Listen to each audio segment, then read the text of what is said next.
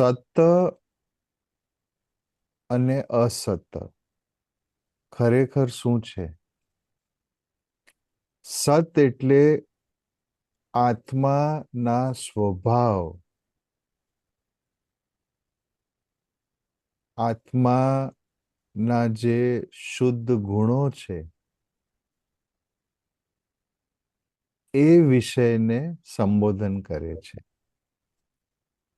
અને અસત એટલે આત્મા વિરુદ્ધ આપણે જે પ્રવૃત્તિ કરીએ છીએ એ વિષય ઊભો થાય છે. અને જો એને સરળ બનાવીએ તો સત આપણને સમજાય અને સત ના નિયમો આધીન આપણે જીવન જીવીએ. આપણા જીવનને જીવીએ તો એના પરિણામ પણ શુભ આવે છે. અને જ્યારે અસત અથવા મિથ્યા ના સિદ્ધાંતોને આપણે સત માની બેસીએ છીએ તો એના પરિણામો એ રીતે આવે છે. એટલે સત એ આત્માનો સ્વભાવ છે. એ તમારે કાંઈ વિશેષ કરવાની જરૂર નથી.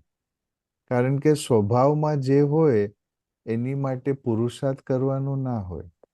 પુરુષાર્થ શું હોય કે અસત્યની વૃત્તિ જે મલિન કરી રહી છે આપણને એને દૂર કરવાનું છે. તો સત્ય તો સહજ રીતે પ્રગટ થઈ જશે.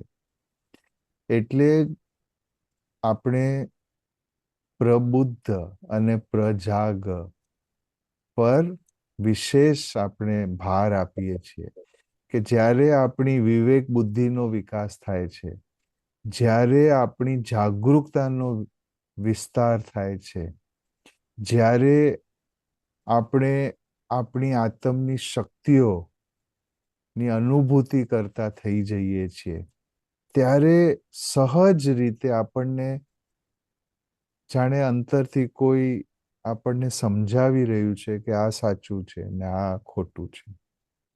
કારણ કે આપણી ઉર્જા જ એનો પ્રમાણ બની જશે. જ્યારે સત્ય તરફ તમે વળશો તો તમારી ઉર્જા ખૂબ જ શુદ્ધ હશે. અને જ્યારે પણ અસત્ય તરફ તમે વળશો તમારી ઉર્જા ક્ષીણ થઈ જશે. ઉદાહરણ કે જ્યારે તમે સ્વસ્થ હો છો તમે શક્તિનો અનુભવ કરો છો અને જ્યારે તમે બીમાર પડો છો એટલી બધી નબળાઈ આવી જાય છે.